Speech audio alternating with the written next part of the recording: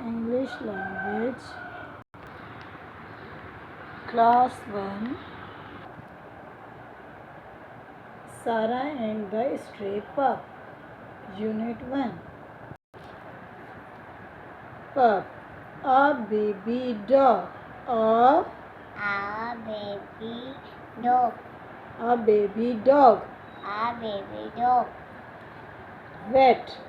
vet,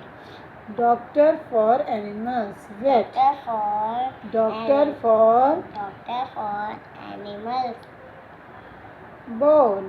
bowl, a deep dish, I deep dish, bowl, I deep deep dish, dish, wags, wag, to move tail,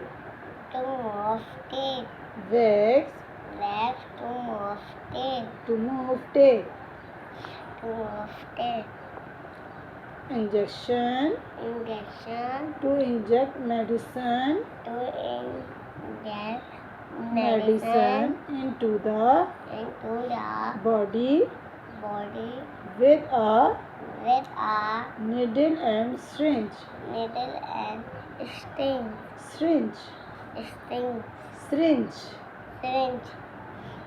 injection, to inject to inject medicine medicine into the body into the body with a needle with a needle and syringe, and